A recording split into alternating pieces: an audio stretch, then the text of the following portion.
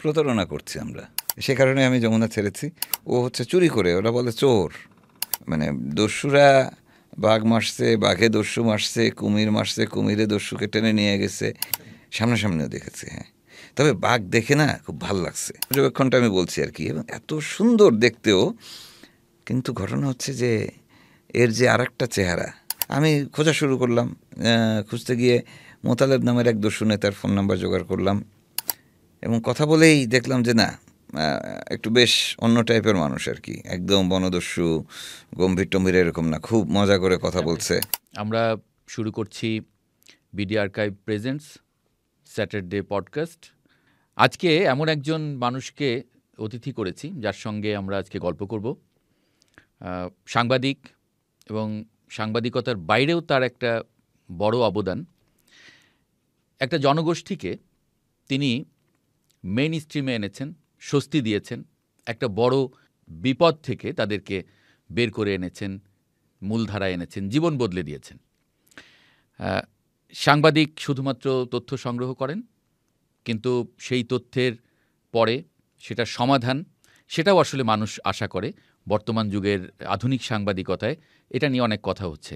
আমার এক সময়ের সহকর্মী, আমরা পাশাপাশি ডেস্কে কাজ করতাম যমুনা টেলিভিশনে। বুঝে গেছেন নিশ্চয়ই, আমি মহসিনুল হাকিমের কথা বলছি। মহসিন ভাই কেমন আছেন? ভালো আছি। ভালো আছেন? সবাই আপনাকে আসলে সুন্দরবনের ওই কাজ করা, এর বাইরেও আপনার অনেক বড় বড় কাজ আছে, সেটা আমি জানি, কিন্তু সুন্দরবনের কাজটা এত বড় যে সেটা আসলে আপনার অন্য কাজগুলোকে একটু পিছিয়ে দিয়েছে। কিন্তু আমরা পিছিয়ে দেয়নি, সুন্দরবনটা আগায় গেছে। সুন্দরবনটা আগায় গেছে। আচ্ছা, মহসিন উল হাকিম, জি আপনার নাম, আপনার ডাক নাম কি? মহসিন নামেই ডাকে। আপনার বাবা মা মহসিন নামেই ডাকে। আচ্ছা, আপনি ক্যাডেট কলেজে পড়েছেন। ক্যাডেট কলেজে যারা পড়েন তারা একটু দুষ্টু হন। আমি আমার যা বন্ধুবান্ধব যাদেরকে দেখেছি, আপনি একটু চুপচাপ। এটি কি ছোটবেলা থেকেই?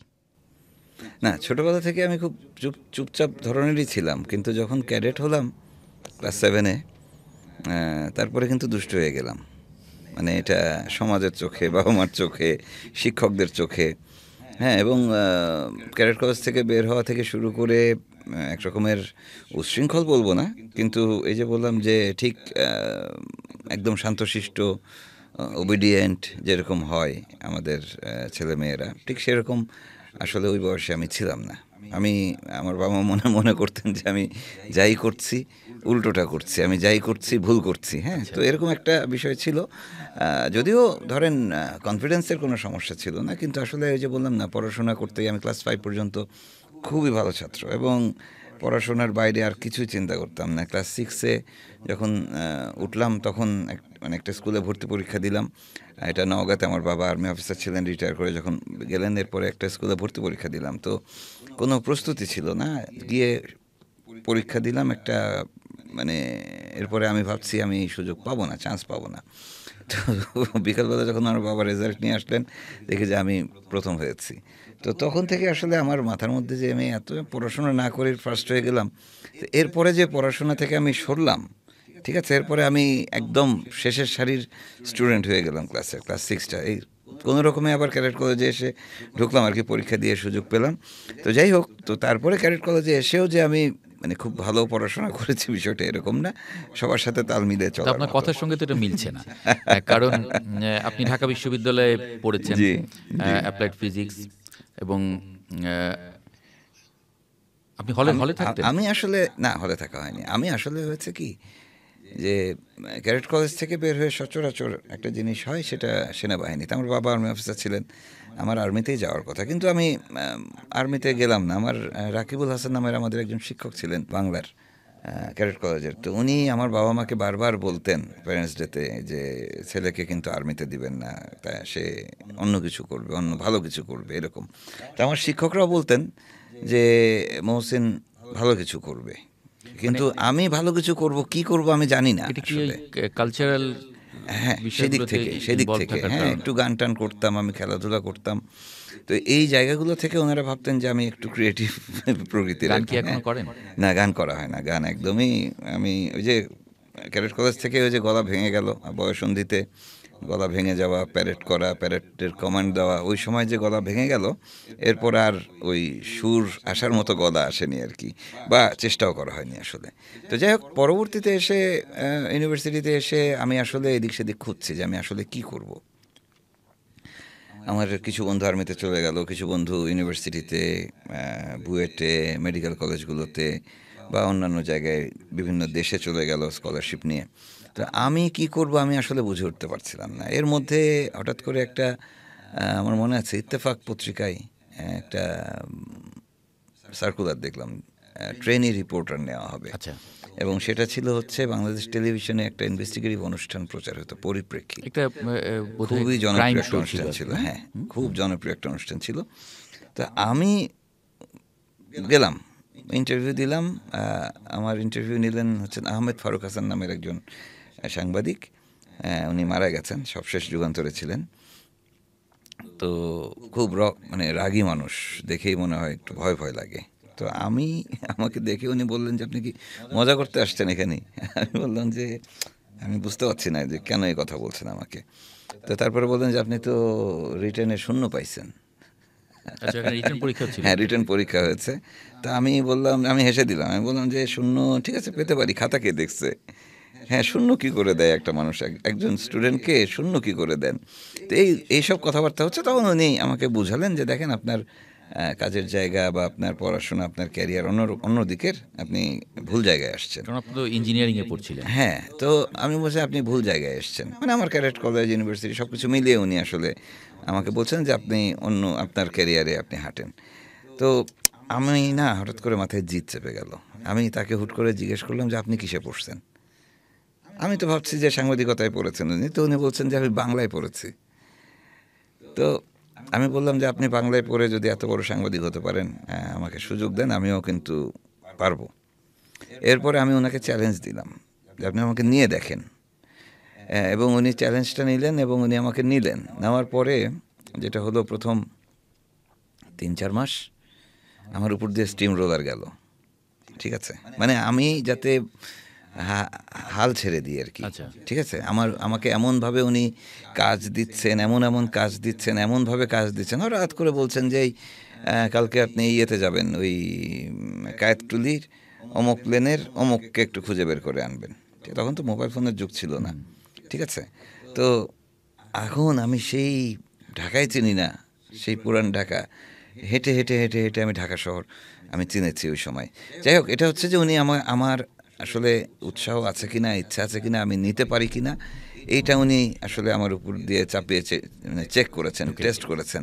এবং আমার হিসাব হচ্ছে যে এটা ক্যাডেট কলেজ থেকে আসা, যে আমাকে যদি কেউ পানিশমেন্ট দেয়, তো আমি যতক্ষণ পানিশমেন্ট খাবো ততক্ষণ আপনাকে জেগে থাকতে হবে, আচ্ছা। আমার দিকে তাকায় থাকতে হবে, আর কিছু করতে পারবেন না। তো কাজে আমিও ফারুক ভাইকে জায়গায় রাখতাম, আমি যতক্ষণ কাজে মাঠে ততক্ষণ ওনাকে। তো যাই হোক, এটা একটা মানে আমার জন্য যে কত বড় উপকার হয়েছে আসলে, সাংবাদিকতা করতে গেলে জানার জন্য যে পরিশ্রম করতে হয়, চিনতে হয়, জায়গা চিনতে হয়, মানুষ বুঝতে হয়, এই জিনিসগুলো। তো উনি যখন দেখলেন যে না, মহসিন তো হাল ছাড়ছেন না, কারণ আমার সাথে আরও যে কজন যোগ দিয়েছিলেন তারা কিন্তু 1 মাস পার হওয়ার আগেই বিদায় নিয়েছেন, ঠিক আছে, আমি দাঁড়ায় আছি। তো পরে উনি একটা সময় বুঝলেন যে না, এ ভাঙবে না। এরপর উনি আমাকে ওনার কাছে টেনে নিলেন এবং আমি শিখেছি আমি খুব সৌভাগ্যবান যে সাংবাদিকতাটা কী জিনিস, সৎ থাকতে হয় কতভাবে।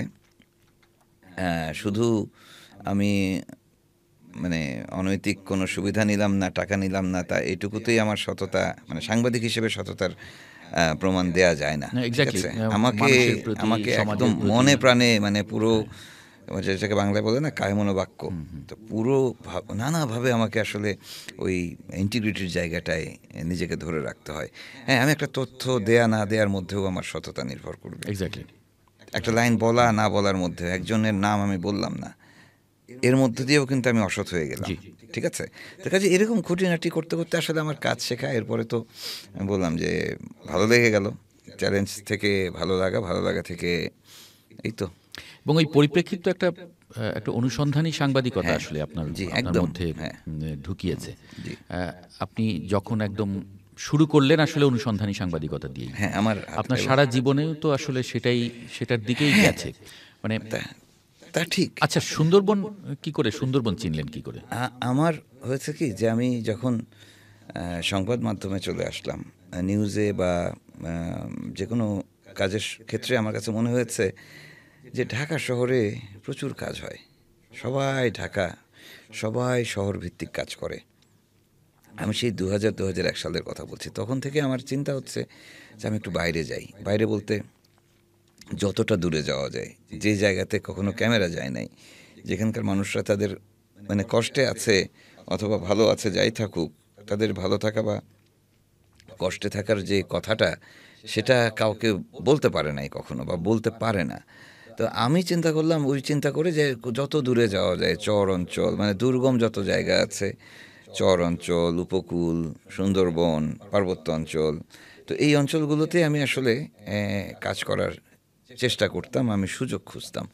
তো ঢাকা থেকে গিয়ে তো সবসময় এভাবে কাজ করা যায় না, তবুও আমি চেষ্টা করতাম। ওই চেষ্টা থেকে আসলে ধীরে ধীরে ধীরে সুযোগ মিলতে শুরু করলো। কোনো একটা কাজে গেছি, ধরেন প্রধানমন্ত্রী সুনামগঞ্জ গেছেন বা বা খুলনা গেছেন, তো আমি আগের দিন ভোরবেলা চলে যেতাম।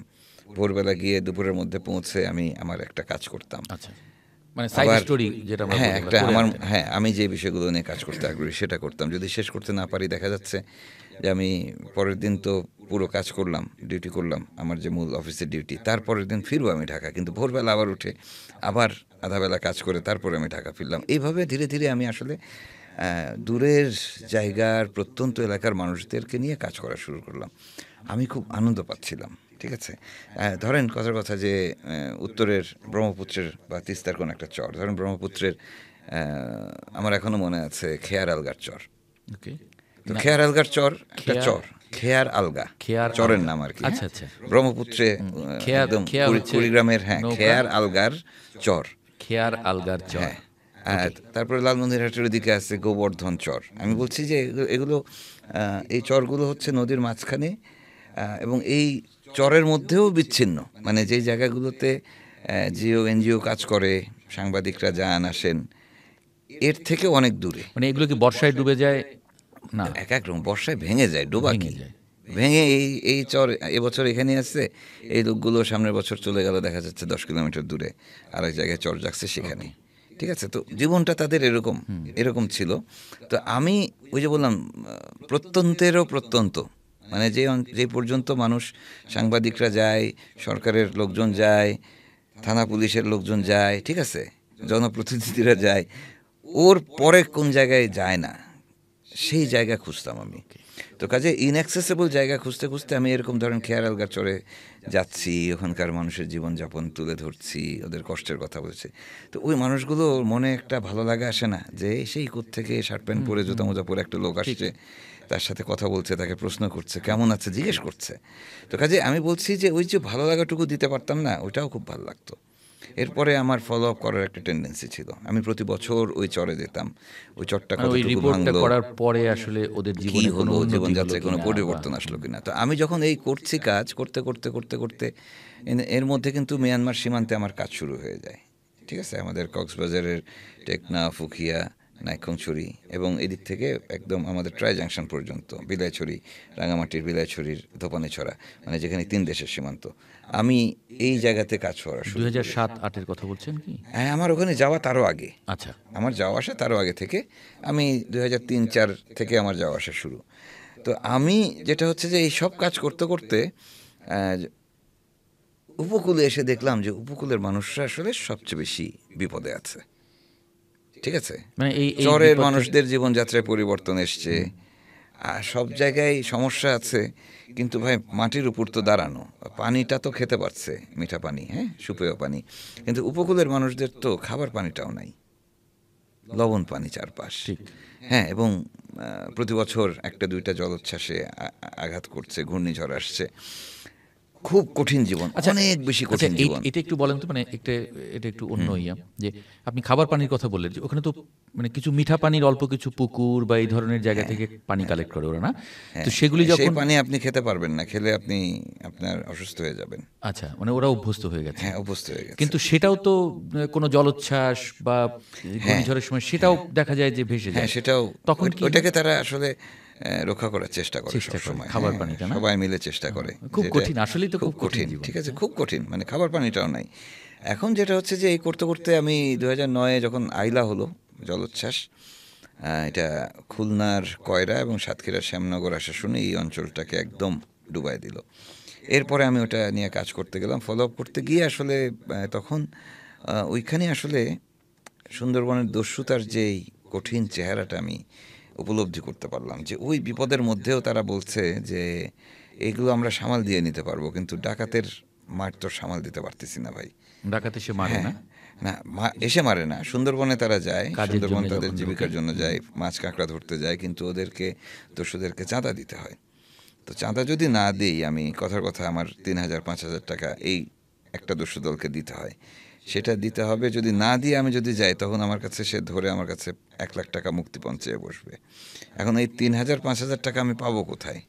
আমি যার কাছ থেকে নিব সেও তো ভাসতেছে। আমরা এখন জঙ্গল করতে পারতেছি না, মানে সুন্দরবনে যেতে পারছি না, ফলে আমাদের এখন খাওয়া দাওয়া সব কিছু বন্ধ, আমার চাল কিনতে পারতেছি না। আমি বলি যে এত সাহায্য টাহায্য আসে, ওই যে আপনাকে আমি একটা কথা বললাম না, সাহায্য এসে না, ওই যে পর্যন্ত গাড়ি, যে পর্যন্ত বাহন ঠেকে না, পৌঁছানো সম্ভব। ওই যে পর্যন্ত ট্রলার এসে ঠেকে, ওখানে ওই পর্যন্ত দেওয়া জায়গা সবাই। কিন্তু এর পরে যেই জায়গা যেখানকার মানুষ বেশি বিপন্ন, ভাই নদীর পাড়ের মানুষ যারা কাছের মানুষ, ওরা তো টুক করে শহরে চলে যেতে পারে নিরাপদ জায়গা, কিন্তু যে মানুষটা এই পর্যন্ত আসতে পারেনি সেই না বিপদে আছে।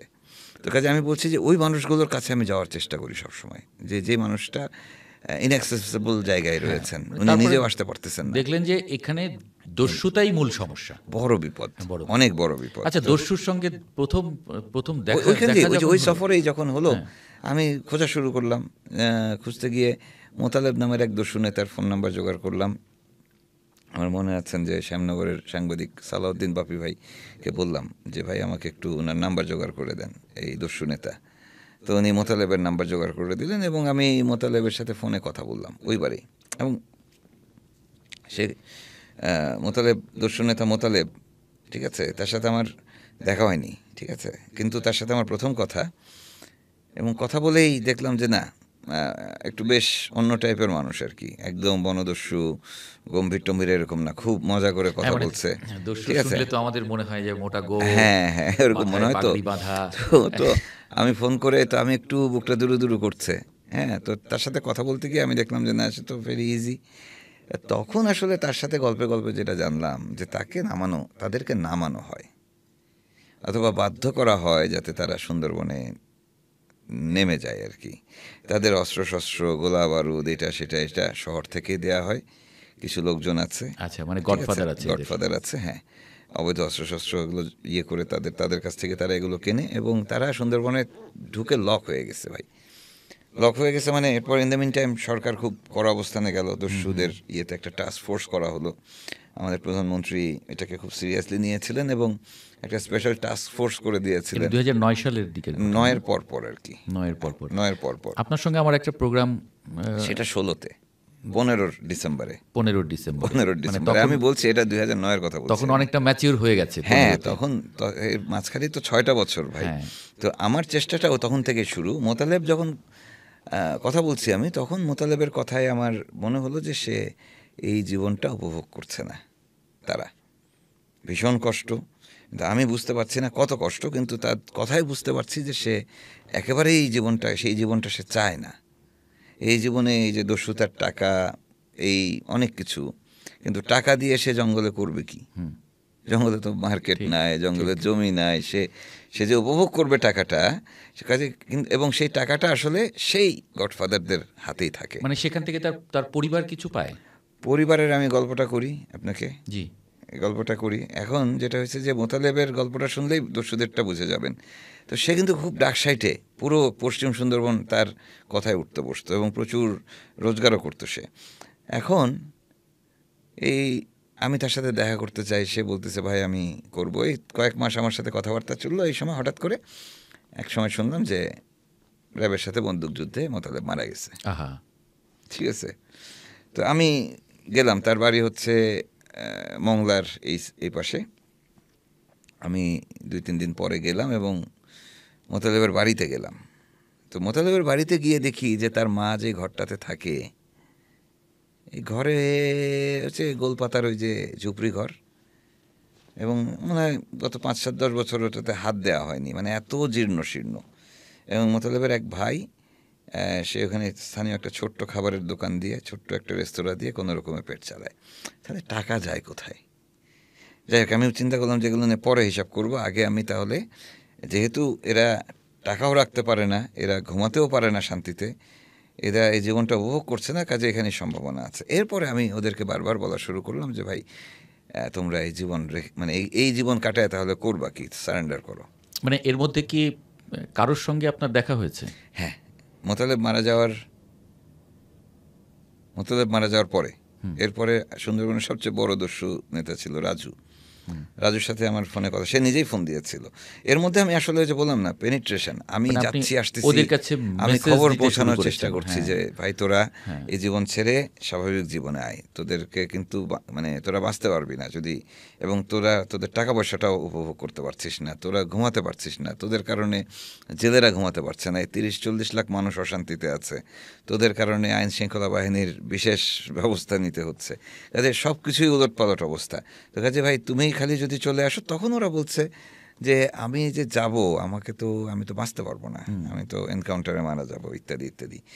এই জায়গাটা নিয়ে আসলে আমি কথাবার্তা বলা শুরু করলাম 2011-র মাঝামাঝি বা 12-র শুরু, এরকম সময়, 12-র আগেই আমার সেই রাজুর সাথে দেখা হলো। রাজু আমাকে নিয়ে গেল, মানে প্রথম আপনার রাজুর প্রথম সঙ্গে দেখা সুন্দরবনের হলো। দস্যু দেখা, আমার একদম দস্যু দলের কাছে যাওয়া। হ্যাঁ, আমার মনে আছে সেই নিউজটা আমি পড়েছিলাম। এটা আপনার যে- নিউজে ছিলাম তখন আমি। তখন তখন আমি তখন এটা নিউজে নিউজে ছিলাম, ছিলেন। হ্যাঁ। এবং সেই কর্ডন করে নিয়ে যাওয়ার মতো না? কর্ডন করে না, ঠিক আসলে তাদের তখন এরকম ছিল না। আমি একটা অস্ত্র- ট্রলারে, খুলনা থেকে আমাকে একটা ট্রলারে উঠায় নিয়ে চলে গেল, তারপরে কই গেলাম জানি না, চিনি তো না জায়গাগুলো। মানে আপনার তখন চোখ খোলা। হ্যাঁ হ্যাঁ, একদম স্বাভাবিক। আচ্ছা, ওরা বিশ্বাস করলো কি করে আপনাকে? বিশ্বাস করলো যে বললাম যে আমি একটা জিনিস কি, সেটা হচ্ছে যে আপনি কিভাবে বলছেন একটা মানুষকে কথা, সে একটা মানুষের কাছে পৌঁছানোর একটা এটাকে কি বলবো, কৌশল আছে, ঠিক আছে না? এই যে আমি মোতালেবের বাড়ি গেলাম, এটা কিন্তু অনেক প্রভাব ফেলেছে। হ্যাঁ, তখন তারা ভেবেছে যে না, তারা হচ্ছে আসলে যে ফিল করে বোধহয়। হ্যাঁ, এই পর্যন্ত চলে আসলো, হুম। বা এত করে খোঁজ নিচ্ছে। মোতালেব মারা যাওয়ার পরে কিন্তু রাজু আমার সাথে যোগাযোগ করছে, রাজুর সাথে কিন্তু আমি যোগাযোগ করে কিছুতেই পাই নাই। আচ্ছা। তো পরে এর মধ্যে যেটা হয় কি, যে ওইখানে একটা বিষয়, যে দস্যুরা তো অনেক টাকা পয়সার মালিক, হ্যাঁ, কাঁচা টাকার মালিক। যেই কথা বলে তারা একটা উপহার দেয়, এই করে সেই করে, বা চায়, এটা চায় সেটা চায়। তো আমি তো ওইটা করি নাই, বরং আমি হলাম, ধরেন রাজুর সন্তানের জন্য চকলেট পাঠাইছি। আচ্ছা, ঠিক মানে আছে। রাজুর পরিবারের সঙ্গেও তখন আপনার যোগাযোগ হ্যাঁ, ছিল? আমি তো বললাম যে আমি তো ওইখানে গিয়ে তার সাথে খাতির করতে পারবো না ভাই। কাজে আমার সবসময় হচ্ছে আমি এদিক থেকে, লোকালয় থেকে, ও বনের ভিতরে গিয়ে আমি ওর সাথে ভাব করব কি করে। আচ্ছা, ওরা বনের ভিতরে থাকে কিভাবে? থাকতো ভাসমান ট্রলার, ট্রলারে বড় বড় থাকে। ট্রলারে এটা ওইভাবে। কি বছরের পর বছর ওইভাবে হ্যাঁ, থাকে? বছরের পর বছর। এটা কোনো জীবন না, বললাম না। এবং তারা ঘুমাতে পারতো না। মানে দিনের খায় পর কি ওরা, দিন। কিভাবে কিভাবে? ও খাবার টাবার চলে আসে, ওদের হিউজ আয়োজন থাকে খাবার দাবারের, ঠিক আচ্ছা। আছে, হিউজ আয়োজন থাকে খাবার দাবারের ওদের। মানে ওদের কোনো আস্তানা থাকে? আমরা যেরকম শুনি যে বলেন বনদস্যুদের, কিরকম শোনেন? জলদস্যুদের আস্তানায় হ্যাঁ। ঢুকে গোলাগুলি, এরপরে এতজন মারা গেলেন, এই অস্ত্র উদ্ধার, এরকম কোনো আস্তানা থাকে ওদের? আস্তানা মানে সাময়িক থাকতো আর কি। বিষয়টা হচ্ছে যে পার্মানেন্টলি তো একটা দস্যু দল, মোস্ট ওয়ান্টেড, তারা কি একটা বাড়িঘর করে থাকবে কোথাও? না। থাকবে না, না। এটার ইতিহাস অনেক পুরনো। শুনুন, 50-60-এর দশকে বাসের ঢালি নামের এক ডাকাত ছিল। সে বাসের ঢালি কিন্তু সুন্দরবনে দস্যুতা করতো না। বাসের ডাকাতি করতে হচ্ছে ওই সর্বহারাদের মতো। সে হচ্ছে ধনীদের বাড়ি টার্গেট করে ডাকাতি করে, মানে মূল্যবান জিনিসপত্র লুট করে সে সুন্দরবনে চলে যেত। সুন্দরবনের ভিতরে গিয়ে নৌকায় ভেসে বেড়াতো, তারপরে ওইভাবে যোগাযোগ করে বেচা বিক্রি করে এটা পালায় থাকার জন্য একটা খুব সুন্দর জায়গা সুন্দরবন। কেউ গিয়ে আপনারা খুঁজে বের করা খুব কঠিন, ঠিক আছে? তো কাজে কিন্তু ওখানে তো বাঘেরও ভয় আছে, বাঘের ভয় আছে, কুমির আছে। আপনার ধরেন বৈশাল জাহাঙ্গীর নামের এক খুব ডাক সাইটে মানে দস্যু নেতাকে বাঘে মেরে ফেললো, সে হরিণ শিকারে গেছে, তারপরে তার আর খোঁজ নেয়, পরে দেখা গেল যে মানে রক্ত পাওয়া গেল, এই পাওয়া গেল, তারপরে তাকে তার ডেড বডি পাওয়া গেল। তো ঘটনা আসলে মানে দস্যুরা বাঘ মারছে, বাঘে দস্যু মারছে, কুমির মারছে, কুমিরে দস্যুকে টেনে নিয়ে গেছে, এরকম ঘটনার সুন্দরবনে মানে অভাব নাই, ঠিক আছে? এখন ঘটনা হচ্ছে যে আচ্ছা, এই ফাঁকে এর একটু মধ্যে জিজ্ঞেস করি হ্যাঁ মহসিন ভাই, সুন্দরবনে বাঘ দেখেছেন? হ্যাঁ হ্যাঁ একদম সামনাসামনি? সামনাসামনিও দেখেছি, হ্যাঁ। তবে বাঘ দেখে না খুব ভাল লাগছে। কিরকম? মানে বাঘ দেখতে খুব ভাল লাগে দূর থেকে, একটু দূর থেকে যদি নিরাপদে আপনি থাকেন, এর চেয়ে সুন্দর দৃশ্য আর হয় না। এত ভালো লাগছিল যে আমি যে ফোনটা তুলে যে ছবি তুলবো, আমি না পকেটে হাত দিয়ে হঠাৎ করে মনে হলো যে না, আমি এক মুহূর্ত মিস করতে চাই না, আমি চোখে দেখবো ওকে। এত সুন্দর লাগছে একটা বাইন গাছের নিচে, হ্যাঁ, বিকেলবেলা সে বসা, আমরা যেই জাতীয় প্রতীক বাঘ যেভাবে বসা থাকে না, ঠিক সেভাবে বসা। ওটা একটা ছেলে বাঘ, একদম ঝিলঝিল করে তার এই বাতাসে লোমগুলো উঠছে, হ্যাঁ, একভাবে তাকে আসছে, কানটা একটু টুকটুক করে নড়ছে, আর কোনো নড়াচড়া নেই, ঠিক আছে? তা আমি এই যে বললাম পর্যবেক্ষণটা আমি বলছি আর কি, এবং এত সুন্দর দেখতেও।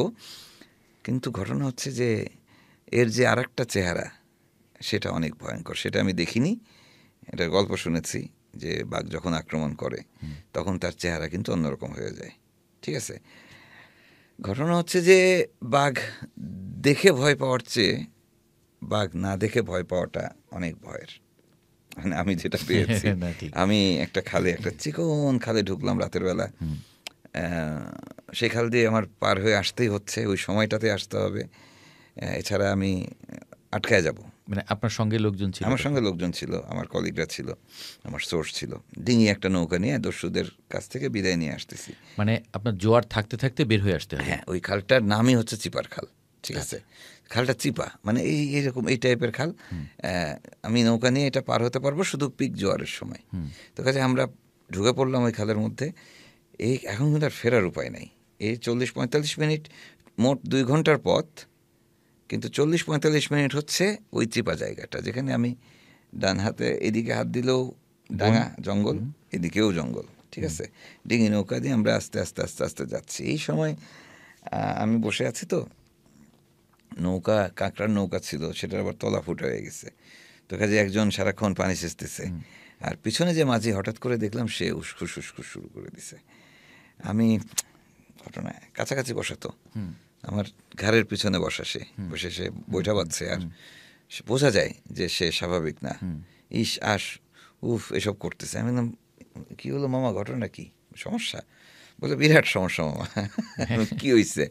বলে এই পাশ দিয়ে বাঘ হাঁটতেছে, ফিসফিস করে বলতেছে। আমি বললাম কই বাঘ, আমি তো দেখি না। বলে দেখবেন কি করে, ও তো দেখা দেয় না, আর আপনি এখন থেকে খেয়াল করেন। আমার সামনে কিন্তু আমার আরো কলিগরা বসা, ঠিক আছে? তারা গল্প গুজব করতেছে, কোনো ইয়ে না। তো মানে তাদের কান পর্যন্ত এই খবর না, তারা বুঝতে পারেনি, আমিও বুঝতে পারিনি।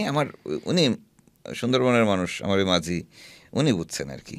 তো বলে যে আপনি একটু কানটা খাড়া রাখেন, সুন্দরবনে চোখ দিয়ে কিছু দেখবেন না, আপনার সুন্দরবনে কানটাই হচ্ছে সবচেয়ে বড় আপনার রক্ষা। আপনার কানটাকে, সুন্দরবন জঙ্গল তো আপনি দেখতে পাবেন না, কিন্তু শব্দ তো পাবেন। তো তখন আমি খেয়াল করলাম যে হ্যাঁ, বাঘ একটা বা কেউ একটা হাঁটছে, ওই খুটখাট শব্দ হচ্ছে, কাঠি ভাঙার শব্দ। বাঘ যখন হাঁটে ওখানে তো কাদা পানি থাকে, কিন্তু ও নিঃশব্দে হাঁটে, কিন্তু ওর পায়ের তলায় অত ওজন আছে, যখন শুকনা কাঠি টাঠি পরে তখন খুট করে ভেঙে যায়। এবং এই পুরোটা সময় এই চিপা অংশটুকু আমি খালি আল্লাহ আল্লাহ করতেছি আর বলতেছি যে আল্লাহ, সত্যি সত্যি অনুভূতি এটাই তখন যে আমার এই ছেলে পেলে কাউকে যেন বাঘে না নেয়, আমি কি জবাব দিব? নিলে যেন আমাকেই নেয়, কারণ আমার সাথে যারা আছে এরা তো সব আমার জিম্মায় আছে, আমার দায়িত্ব। তো 40 মিনিট, আপনি 40-45 মিনিটের মতো হবে ওই চিপার খাল, বললাম না চিপার এটা খাল, তো যে একটা কেন নার্ভের চিপার খাল, হ্যাঁ, ওইবারে আমরা বুঝছি। মানে নার্ভের উপরে তো বিরাট পরীক্ষা। নার্ভের উপরে বিরাট পরীক্ষা।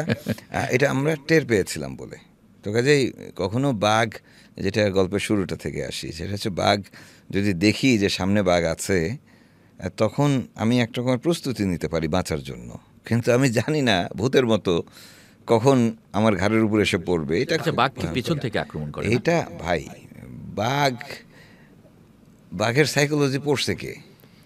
না, অনেক সময় যে শোনেন, সুন্দরবনের বাঘ নিয়ে এত কি গবেষণা হয়েছে যে ওর সম্পর্কে সবকিছু বলে দিতে পারবো আমরা, তা নয়। বাঘ ইটস এ বিগ ক্যাট, ওর ক্ষুধা লাগে, ও শিকার করে খায়, ওর আমিষ দরকার।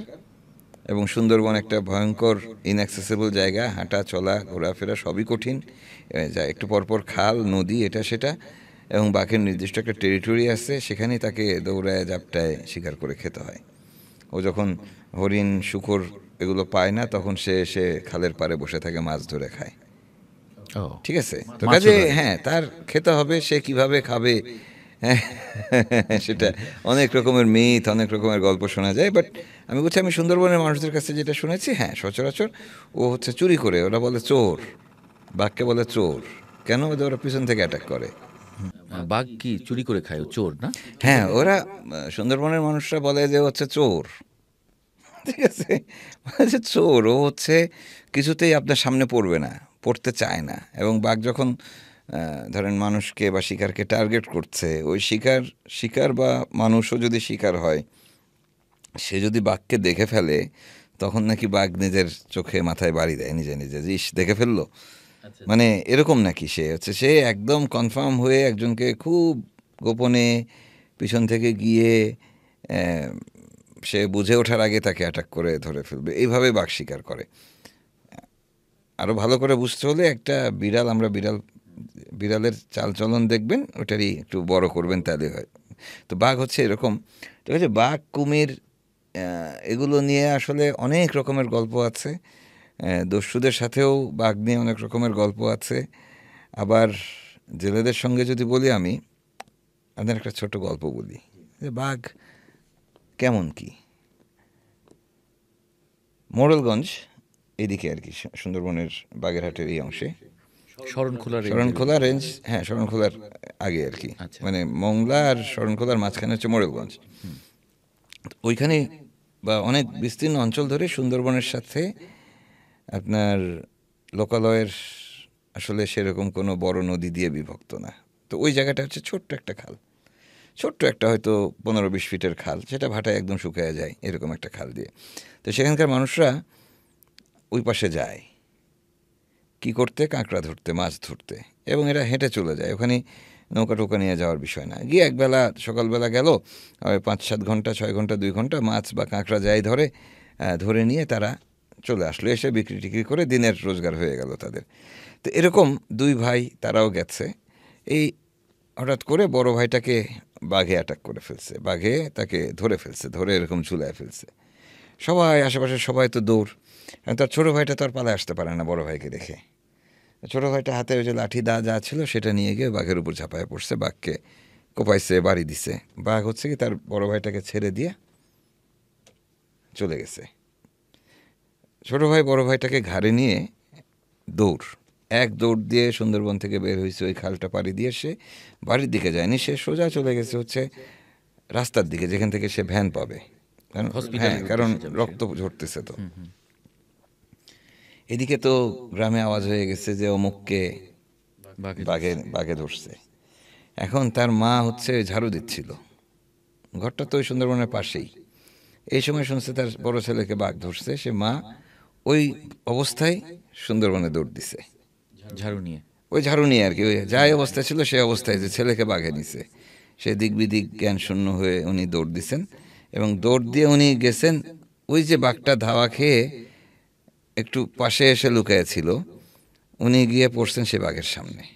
মাটাকে বাঘে নিয়ে চলে গেছে। মাকে তো রক্ষা করার না, পরের দিন তার লাশ, অর্ধেক খাওয়া লাশ নিয়ে আসছে। বুঝছেন, সুন্দরবনের জীবনটা এত ভয়ঙ্কর, এটা গল্প বলে বোঝানো যাবে না। ঠিক আছে, জীবনটা তাদের এরকমই। তো সেই মানুষগুলো, আমি বলি যে এভাবে নির্যাতিত, আমি বলি যে এর চেয়ে বিপন্ন আর কে আছে? কোন এলাকার মানুষ আর এর চেয়ে বিপন্ন? যার কিনা খাবার পানি নেই, যার জীবন বলে কিছু নাই, কে কখন মারা যাবে তার কোনো ঠিক নাই। কোনো কিছুর নিশ্চয়তা নেই। কাজে সেই হিসাবে আমার আসলে সুন্দরবনে কাজ করা, ওই যে 2009 থেকে শুরু হলো, এরপরে 2011-তে আমি আত্মসমর্পণের আবেদন নিয়ে আসলাম রাজু বাহিনীর, সরকার প্রত্যাখ্যান করলো। এরপরে 13-তে একবার চেষ্টা করলাম, শহীদুল, সরকার প্রত্যাখ্যান করলো। এবারে 14-তে আরেকবার চেষ্টা করলাম, সরকার প্রত্যাখ্যান করলো। ফাইনালি 15-16-তে এসে যে চেষ্টাটা করলাম মাস্টার বাহিনী, যখন আপনি আমি সহকর্মী, তখন এসে সরকার রাজি হইলো যে না ঠিক আছে চেষ্টা করে দেখা যায়। এই প্রথম 2016-তে এসে, 18 সালে হ্যাঁ 16-তে প্রথম, 16 মে মাসে প্রথম আত্মসমর্পণটা হলো। এরপর 18 নভেম্বর নাগাদ সবগুলো দস্যু দল আত্মসমর্পণ করে। আচ্ছা, এই যে এখন যে আপনার কন্টেন্টে দেখা যায় বেলায়েত সর্দার খুব পপুলার, এবং তার তার কাজ, তার কথা বলা খুব সাবলীলতা, মানে দারুণ। এটা হচ্ছে বেলায়েত সর্দার হচ্ছে যে আমার কাজের সহযোগী। আমি ওখানে গিয়ে বিভিন্ন মানুষের সহযোগিতা নিতাম, নেওয়ার চেষ্টা করতাম। এর মধ্যে হচ্ছে যে সাহসী এবং বিশ্বস্ত, এই দুটো মেলানো খুব কঠিন। ঠিক আছে, সাহসী, বিশ্বস্ত এবং অসৎ না, এরা সবাই গরিব মানুষ।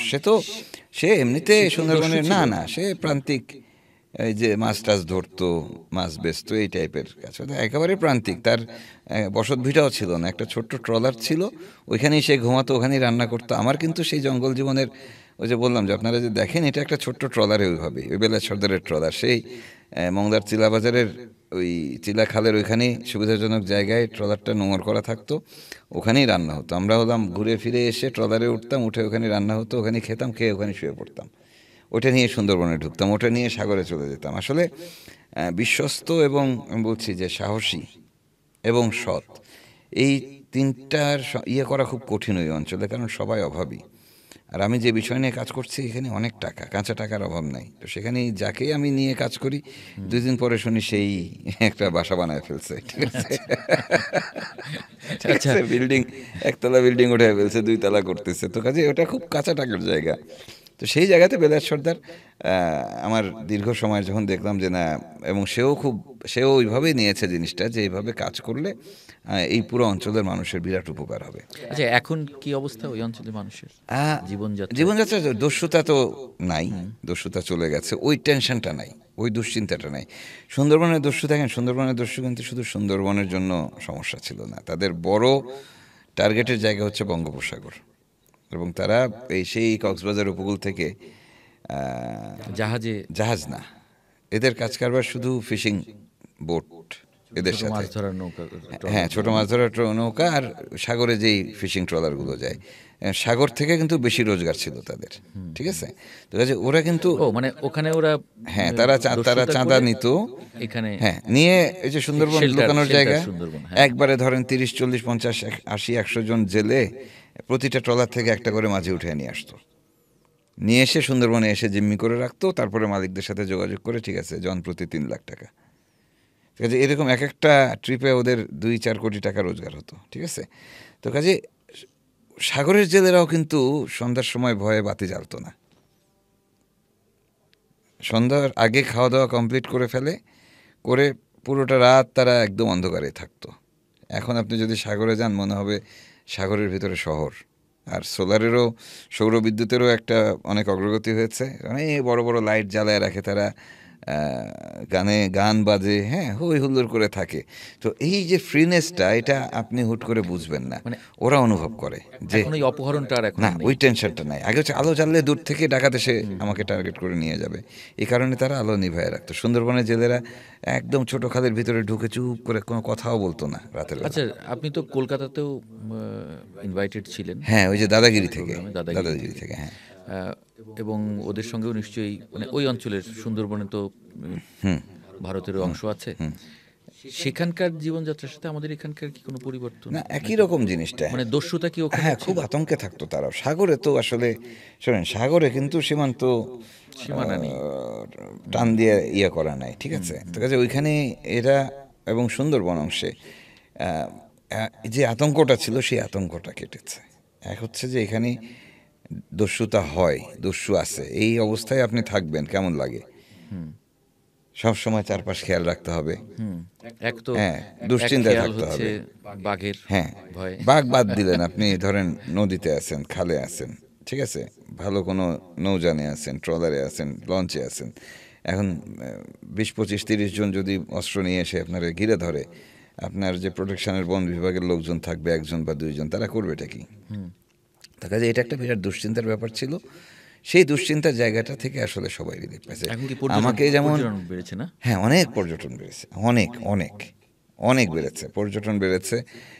জেলেদের মধ্যে মাছ শিকারের যে বিষয়টা ছিল, সেটা হচ্ছে যে আমি এখন যেটা নিয়ে কাজ করছি বা কথা বলে যাচ্ছি, সেটা হচ্ছে যে জেলেদের মানে সুন্দরবন বাঁচানোর চেষ্টা করছি আমরা সবাই, কিন্তু আমরা বাঁচানোর রাস্তা কোনটা সেটা বুঝতে পারছি না। কিরকম? ধরেন আপনারা বলছি যে সুন্দরবন বন্ধ, 3 মাস সুন্দরবনে কেউ যেতে পারবে না, সুন্দরবনকে রক্ষা করতে হবে, আরাম দিতে হবে। এই 3 মাস কি সুন্দরবন বন্ধ আছে? মানে আমি বলছি, ধরেন ট্যুরিস্ট যাচ্ছে না, ঠিক আছে, কিন্তু জেলেরা যাচ্ছে না। ভাই, ওর তো পেটে খাবার নাই। ঠিক, আমার ওকে তো স্ত্রী আটকানো যাবে না। সন্তান অভুক্ত, এই অবস্থায় আমি এসব নিষেধ শুনবো? কাজে সে চুরি করে হোক, যে করে হোক, ডাকাতি করে হোক, সে যাবে। বনের ভেতরে যাচ্ছে। এরপরে কি তাকে খুব দ্রুত মাছ ধরে আনতে হবে। কি করবে? নিষিদ্ধ জায়গায় যাবে, অভয়াশ্রমে যাবে, যেখানে মাছ ধরা নিষেধ। নিষিদ্ধ পদ্ধতি, ধরেন চিকন জাল বা যেসব অবৈধ জাল আছে, সেটা দিয়ে মাছ ধরবে। এবং শেষ পর্যন্ত যেটা সবচেয়ে ভয়ঙ্কর, সেটা হচ্ছে বিষ দিয়ে মাছ শিকার। খাল খালে খালে বিষ দিয়ে মাছ শিকার, যেটা কিনা সুন্দরবনটাকে ভিতরে ভিতরে শেষ করে দিচ্ছে। তো কাজে আমি বলছি যে এরা এগুলো করে কেন জানেন? জেলেদের পুঁজি হয় না কেন? সুন্দরবনের ধরেন চিংড়ি মাছ, তারপরে ওই যে ভেটকি মাছ জাতীয় মাছ, সুন্দরবনের কাঁকড়া, মধু, কোনোটাই কি আমরা মধ্যবিত্ত অ্যাভেল করতে পারি প্রতিদিন? না। অনেক দামি জিনিস। তাহলে এই যে এই এত দামি সম্পদ যারা আহরণ করে, তাদের চেহারা দেখছেন? না, এটাই তো এরকম হয়। হবে কেন? আমাদের না, আমাদের এরকম দেশে তো আসলে এটা কৃষকের এটা চেহারা তো হ্যাঁ, এরকমই। তো ঘটনা যে হচ্ছে, ফসল ফলায়। ভাই কৃষক কি, কৃষকের যেটা সেটা তো কৃষকের একটা জমি লাগে, একটা নির্দিষ্ট সময় লাগে, সেচ দিতে হয়, সার দিতে হয়, সারা বছরের কাজ, 4 মাস একটানা কাজ। এখানে তো এটা তো উপরওয়ালা দিয়ে রাখছে, এখানে তো আপনার ইনভেস্ট করতে হচ্ছে না। তো কাজেই আমি বলছি যে এই জায়গাটাতে হ্যাঁ, মহাজনী প্রথা থাকবে, সবই থাকবে, কিন্তু সেটা যেন একটা সামঞ্জস্যপূর্ণ হয়। চিংড়ি মাছ যদি আপনি এখন 80 টাকা কেজি এখনও ধরেন, তাহলে ওকে তো একদিনে 80 কেজি ধরতে হবে, 100 কেজি ধরতে হবে। সুন্দরবনের চিংড়ি কেজি কত? 80 টাকা? আমি গত বছর 35 টাকাও পাইছি, যাক মহাজন এক জেলেকে দিছে, ছোট চিংড়িটা। ছোট চিংড়িটা 35 টাকা কেজি? তারপরে হচ্ছে 46 কেজিতে মন, 50 কেজিতে মন, 54 কেজিতে মন, ঠিক আছে, এরকম। মানে নিপীড়নের যেই ইয়েটা, আমি সুন্দরবনে দস্যুদের নিয়ে কাজ করতে গিয়ে এটা আমার নজরে আসছে, এবং এটা নিয়ে আমার মনে হয় এক রকমের জনসচেতনতা তৈরি হয়েছে মানে জেলেদের এটাও তো একটা মধ্যে। বড় দস্যুতা। শোনেন, অনেক বড় দস্যুতা। এবং আমি একটা জিনিস বলি যে এই যে ভয়, ভয় হচ্ছে ব্যবসা। যত ভয় তত ব্যবসা। আমি একবার এক জেলের কাছ থেকে পাঙ্গাস মাছ কিনতে গেছি, ও দাম নেবে না, তারপরে যখন দেখছে যে দাম ছাড়া দিব না, তখন বলে যাচ্ছে ঠিক আছে তাহলে ওই মানে জেলেদের দরটাই দেন। কত? 80 টাকা কেজি। মাছের সাইজ কত? 13 কেজি পাঙ্গাস মাছ, 80 টাকা 80 টাকা কেজি, মানে জেলেদের রেট আর কি, বুঝতে পারছেন? তো কাজে এই জায়গাটায় আমি বলছি যে সুন্দরবনকে বাঁচাতে হলে সুন্দরবনের চারপাশের মানুষদেরকে অভুক্ত রাখা যাবে না। ঠিক। ওদেরকে ক্ষুধার্ত রাখবেন, সুন্দরবন টিকবে না। তাহলে কি করতে হবে? ওদের তো সঞ্চয় হয় না, ওদের পুঁজি করে না। কারণ কি? কারণ হচ্ছে ওই যে মাছের দাম। আপনি মানে এই জন্য কি আপনি কোনো ধরনের উদ্যোগ? আমি কি উদ্যোগ নিতে পারি? আমি ওই যে বলে যাচ্ছি সব জায়গায় কথা। না মানে মাঝে দেখি যে বেলায়েত সর্দার ছোট ছোট কিছু উদ্যোগ না, বেলায়েত তৈরি সর্দার করেছে। একজন ইন্ডিভিজুয়াল, এরকম আরো ইন্ডিভিজুয়াল হ্যাঁ, আছে। এরকম হ্যাঁ, তারা তারা করছে, ধীরে ধীরে হ্যাঁ ধীরে ধীরে করছে, তারা ধীরে ধীরে করছে। এবং জেলেদের অনেকেই আগে যেমন ডাকাতের ভয়ে এরা গিয়ে মহাজনের পায়ের তলায় পড়ে থাকতো, এখন অনেকেই ইন্ডিভিজুয়াল নিজে থেকে করছে। তখন ঘটনা হচ্ছে যে যেটা সিন্ডিকেট, সেটা তো পাওয়ারফুল সিন্ডিকেট, এবং তাদের এক রকমের ইয়ের মধ্যে আমরা সবাই। হ্যাঁ, তারা যেভাবে দেখায় আমরা ওইভাবে সুন্দরবন দেখি, ঠিক না, আছে? তাহলে তারা তো অনেক টাকাওয়ালা। আরেকটা লড়াই সামনে আছে না? লড়াই চলতেছে একটা, আমার লড়াই চলছে বলতে আমি একদম মাঠে নেমে যুদ্ধ করছি, বিষয়টা এরকম না। বিষয়টা হচ্ছে যে আমার জায়গা থেকে আমি চেষ্টা করছি। আমার কথা ওই যে শুরু থেকে আমি সেই যে খেয়ার আলগার চরের গল্প দিয়ে শুরু করলাম, হ্যাঁ, যে ভাই ওই মানুষগুলোর মনে একটু সাহস আসছে, যে আমাকে আমরা দেখলে হয়তো তাদের একটু মুখে হাসি, আমরা হয়তো একটু হ্যাঁ পারতে আমাকে পারি দেখলে না। ওদের মুখে একটু হাসি আসে, হ্যাঁ আমি আসা যাওয়া করলে ওরা একটু ওদের মহাজনের সাথে বার্গেনিং করে, বন বিভাগের সাথে মানে লেনদেন নিয়ে বার্গেনিং করে যে না এটা আমরা এই করব, সরকারি রেটেই এটা দিতে হবে, হ্যাঁ মহাজন। আচ্ছা মহসিন ভাই, হ্যাঁ, এখন সামনের প্ল্যান কি?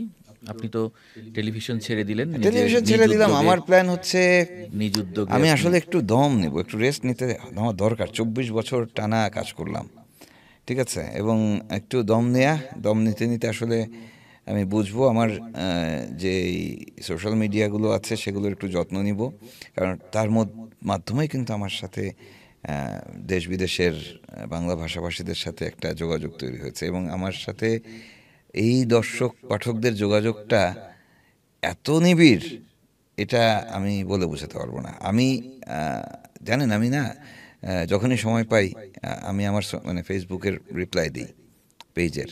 এখানে আমার পেজে 1.2 মিলিয়ন প্লাস মানুষ, কি পরিমাণ মেসেজ আমার আসতে পারে, কি পরিমাণ কমেন্ট হতে পারে, এবং আমি তো খুব অ্যাক্টিভ, আমি চেষ্টা করি নিজে নিজে উত্তর দেওয়া, মানুষের ফোন অ্যাটেন্ড করার চেষ্টা করি। আমি আসলে তাদের প্রতি যে রেসপেক্টটা আমার আছে সেইটাকে রাখতে হলে আমার এটাকে যত্ন করতে হবে। আমার সোশ্যাল মিডিয়াটাকে তাহলে আমি তো খুব নতুন নতুন অযত্ন কাজও করে করতে হবে। রেখেছিলাম। তাহলে তো নতুন নতুন কাজও করতে হবে। নতুন কাজ করব কিনা জানি না, তবে পেটও তো চালাতে হবে। হ্যাঁ, আমি আসলে চেষ্টা করব সাংবাদিকতাটাকেই ধরে রাখার, শেষ পর্যন্ত সাংবাদিকতাটাকে রেখে আমি ব্যবসা করব না এটা নিশ্চিত, ঠিক আছে। আমি এই সব নিয়ে কাজ করব, আসলে দেখা যাক, পলিটিক্স প্রশ্নে ওঠে না, পলিটিক্সের মানুষও আমি না, কিন্তু আমি বলছি যে আমি তো সারা দেশ উদ্ধার করে ফেলবো আমরা, বিষয়টা এরকম না। আমার কথা হচ্ছে যে সুন্দরবন নিয়ে যদি আমরা এতই চিন্তা করি, যদি এতই চিন্তা করতাম, তাহলে সুন্দরবনে এতদিন ধরে ডাকাতি থাকতো না। সুন্দরবন নিয়ে যদি আমরা এত সিরিয়াস হতাম, তাহলে এইভাবে মানে সুন্দরবনে বিষ দিয়া মানে পাশের মানুষগুলো এত হয়েছে অবস্থা কি, থাকতে পারতো যারা না। দায়িত্ব থাকে না তারা খালি বাঘের হিসাব নিয়ে সুন্দরবনের মাপে। না, বাঘের ওখানে হিসাব করতে তো বড় বড় প্রজেক্ট হয়। সেটা হোক, আমি বললাম আরো বড় হোক, কিন্তু শুধু মনে করেন আপনি ভালো আছেন তাহলে কি বাসার সবাই ভালো আছে? আপনি বলেন, এতগুলো হ্যাবিট্যান্ট এর মধ্যে শুধুমাত্র বাঘের সংখ্যা বেশি, ধরেন বাইরে গেছে, ডবল হয়ে গেছে, তার মানে কি সুন্দরবন ভালো আছে? আপনি কোনো বৈজ্ঞানিক কোনো গবেষণা আপনি করেছেন এটার মাটির কি অবস্থা, পানির কি অবস্থা, কি বিষ পড়তেছে? আপনার তো কাজই নাই, আপনি তো স্বীকারই করেন না যে বিষ পড়তেছে। তাহলে এইভাবে যে আমি বললাম যেটা বিরাট অন্যায়, আমি এই জন্য কথা বলে যাচ্ছি। আচ্ছা, এরকম আপনি যে অ্যাঙ্গেলে সাংবাদিকতা করেছেন, এটা একেবারে এটাকে রুট লেভেলের সাধারণ হ্যাঁ, মানুষ, এরকম কাজ কি মানে মিডিয়াতে একটু কম হচ্ছে না? মানে দেখেন, না, কম হচ্ছে কেন? তৃণমূলের মানুষরা কাজ করছে না, এখন করছে তো। আমি ধরেন গিয়ে গিয়ে কাজ করেছে, এখন তো তৃণমূলেই অনেক সাংবাদিক হয়েছে। মানে সোশ্যাল মিডিয়ার কথা বলছেন? দুঃখিত, সোশ্যাল মিডিয়া হোক মূলধারা হোক, আসলে আমাদের চিন্তার মধ্যে একটা পরিবর্তন আনতে হবে।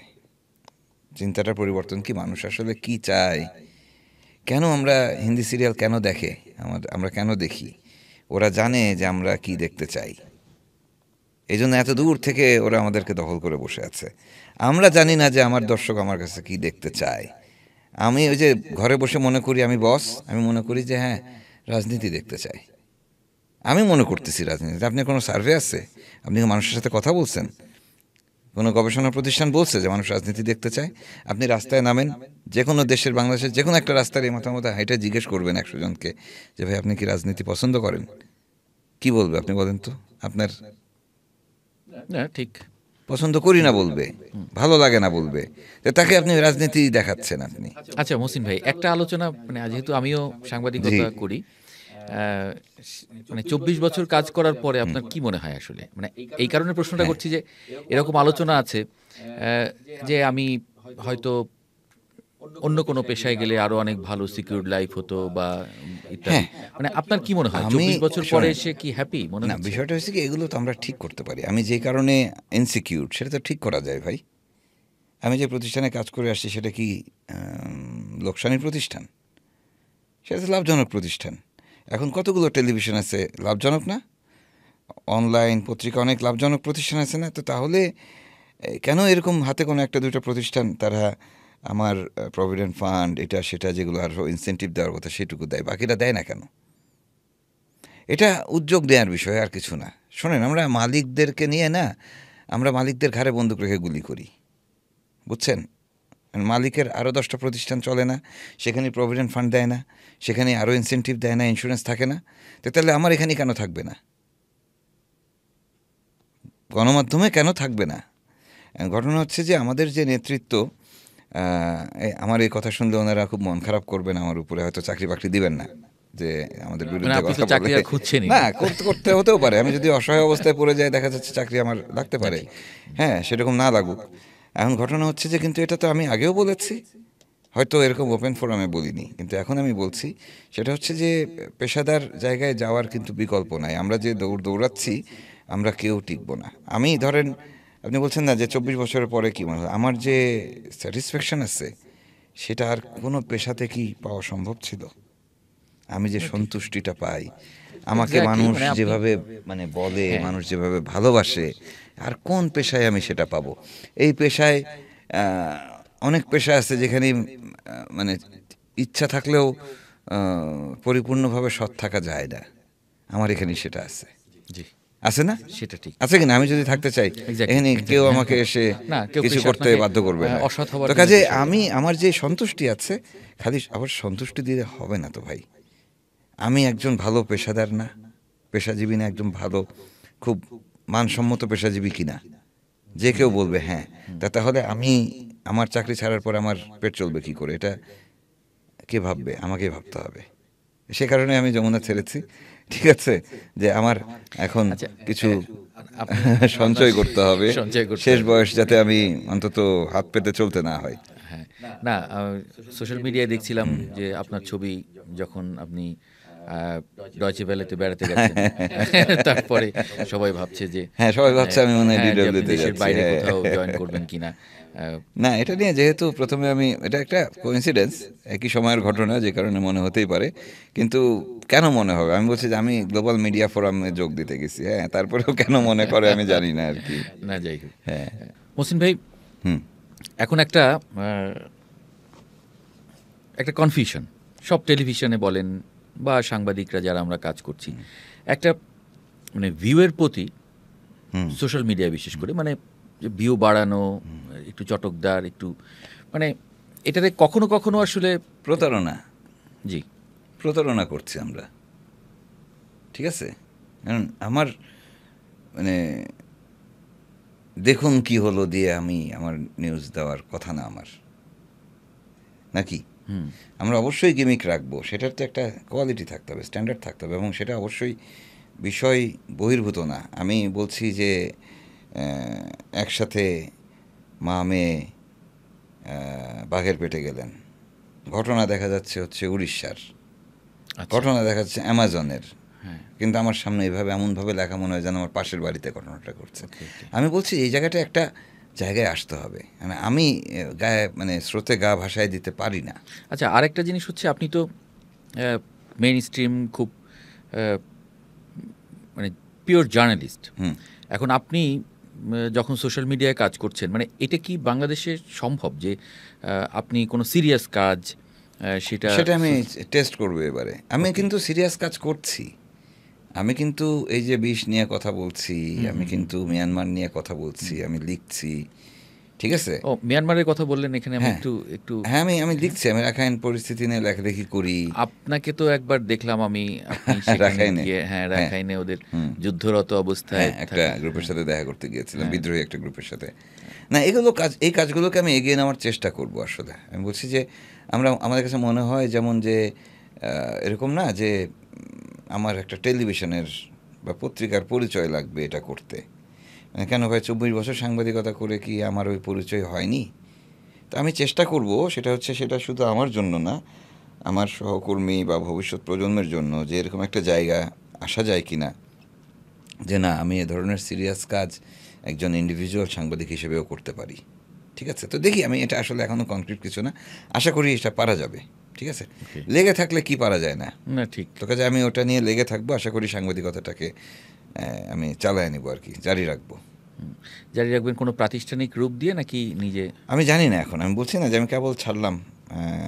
আমি মানে যদি বলি যে একটা প্রতিষ্ঠানের সাথে নাই, এটা অনেক 24 বছর পর, তো কাজে এটা আমার একটা নতুন সময়, আমার একটু বুঝে নিতে হবে, তারপরে হয়তো বলতে পারবো আর কি। সঙ্গে 2টো বই হ্যাঁ, বেরিয়েছে বইটা তো আপনার। হয়ে গেছে, আরও কিছু বই লেখার মানে মানে ইচ্ছা আছে, লিখছিও আমি। তো কাজে আমি শোনেন, এই মানে একদম ফুল টাইম সাংবাদিকতা করতে করতে এত কিছু করা যায়, আমি এত মাল্টিটাস্কিং না। তো কাজে আমার প্রতি বছর অন্তত 1টা বা 2টা খুব ভালো বই করার চেষ্টা থাকবে, আর কিছু গবেষণা কাজের সাথে জড়ানোর ইচ্ছা আছে। আর হচ্ছে কি যে বিভিন্ন প্রতিষ্ঠানে, শিক্ষা প্রতিষ্ঠানে স্টুডেন্টরা তারা আমার সাথে গল্প করতে চায়, তো তাদের সাথে একটু সময় দেওয়া, সাংবাদিকতা নিয়ে মাথার মধ্যে অনেক রকমের জট, সেগুলো যদি একটু খুলে দিতে পারি, এই করে আসলে কাটাতে চাই আপাতত। আচ্ছা, আরেকটা হচ্ছে যে আপনি যাদের আত্মসমর্পণ করতে সাহায্য করলেন, জি 350-র কাছাকাছি বোধ হয় না? হ্যাঁ, 328 জন 328 জন। তো এই মানুষগুলোর এখন আসলে কি অবস্থা, সেগুলো আপনার সঙ্গে যোগাযোগ এখন? হ্যাঁ, আমি কম বেশি যোগাযোগে আছি, সবার সাথেই কম বেশি যোগাযোগে আছি। সব মানে খুব ভালোভাবে পারি না, তারপরেও ধরেন কথা হয়, খোঁজ খবর রাখি, এই আর কি। এরা তো এখন এরা সাধারণ মূলধারায় নাগরিকের মিশে মতো গেছে, মূলধারায় মিশে তাদের গেছে। কথা এখন খুব বেশি বলি না, কারণ হচ্ছে কি যে তারা যতদিন পর্যন্ত তাদের বিষয়ে আমি ছবি দেওয়া, ভিডিও দেওয়া দিয়েছি, ততদিন পর্যন্ত আসলে ওটার প্রয়োজন ছিল তাদের নিরাপত্তার জন্য, তাদের পুনর্বাসনের জন্য। তো কাজে এখন যেই পর্যায়টা চলছে, এখন তাদেরকে আমি একটু আড়াল করে রাখছি, যে একদম শেষ পর্যায়ে পুনর্বাসনের। হ্যাঁ, তো পুনর্বাসনের যে আনুষ্ঠানিক কোনো কিছু প্রক্রিয়া সেটা নয়, এই যে সময়টা যাচ্ছে, এই যে মানুষগুলো গত কয়েক বছর ধরে তাদের পুরনো জায়গায় ফিরে এসছে, এই জায়গাটা স্থিতিশীল হয়েছে। কাজে এটাকে আরেকটু স্থিতিশীল করতে হলে আরও 1-2 বছর সময় দিতে হবে, এবং এই সময়টা ওদেরকে নিরিবিলি, তো কাজে সেই সময়টা পার হচ্ছে। আমার মনে হয় যে গবেষণা চলছে দেশে বিদেশে, বা বিদেশে বিভিন্ন বিশ্ববিদ্যালয়ের থেকেও গবেষণা করছে এই বিষয়টা নিয়ে। আসলে সুন্দরবনের দস্যুদের আত্মসমর্পণ বা এরকম অর্গানাইজড একটা ক্রিমিনাল গ্রুপ কতগুলো, তাদের এভাবে আত্মসমর্পণ করে ফেলা উইদাউট কন্ডিশন, এই কাজটা উইদাউট কন্ডিশন ভাই, উইদাউট কন্ডিশন কন্ডিশন ছাড়া, কিন্তু তাদেরকে কিন্তু বলা হয় না তোমাদেরকে এই করা হবে, ওই করা হবে। তো কাজে তারা হাত ধরে উঠে চলে আসছে। তো কাজে এইরকম একটা কেস, কাউকে জেলে যেতে হয়েছিল? হ্যাঁ, অবশ্যই জেলে যেতে হয়েছে। ওদের সাথে আমার কথাবার্তা ছিল এরকম যে ভাই, তোদেরকে কেউ গায়ে হাত দিবে না, আপনাদের কেউ গায়ে হাত দিবে না, আপনারা আসবেন, অন্যান্য অপরাধীরা যেরকম সুযোগ পায় আইনের আশ্রয় নেওয়ার, তোমরা সেভাবেই জেলখানায় যাবা, জেলখানা থেকে উকিল দিয়ে জামিন নিবা, বাড়িতে ফিরবা, কাজ করবা, আবার জেলে যাবা, যদি শাস্তি হয় জেল খাটবা, এরকম। কিন্তু তুমি ঘুমাতে পারবা, জেলখানা হলেও তুমি ঘুমাতে পারবা, তোমার গায়ে কেউ হাত দিবে না। ওই যে দুঃখিত, ওই জায়গা থেকে আসলে তারা সবাই। এটা নিয়ে তো আপনার কিছু পুরস্কারও আপনি পেয়েছেন। পুরস্কার সেরকম আসলে আমি মানে কি বলবো, পুরস্কার নিয়ে আমার চিন্তা ভাবনা নাই, বাট রিকগনিশন যদি বলি, নানা পর্যায় থেকে পেয়েছি। না, থ্যাংক ইউ। আর এখন যে ভিডিওগুলো আমরা দেখছি, হ্যাঁ, এগুলো দেখলে যেটা মনে হয় আর কি, যে কারণে আমরা দেখি আর কি, দর্শকরা বা আপনার যারা পছন্দ করেন, আপনার ফলোয়ার যারা, তারা আপনার সঙ্গে নৌকায় যেতে চায়। যেমন আমি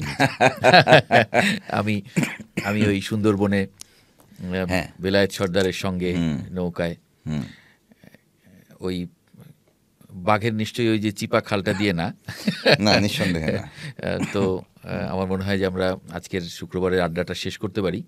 না, আমি এটা নিয়ে বলে দিই যে এই যে আগ্রহটা, মানে আমার মতো করে সুন্দরবন ঘোরা সম্ভব না, তবে কাছাকাছি সম্ভব। এবং বেলায়েত সর্দার একজন না, ওই অঞ্চলের মানুষরা খুব কঠিন জীবনের মধ্যে দিয়ে যায়, কিন্তু তাদের রসবোধ অসাধারণ। আপনি যে কারোর সাথে গিয়ে যদি মিশেন, কথা বলেন, আপনি খুব আনন্দ পাবেন।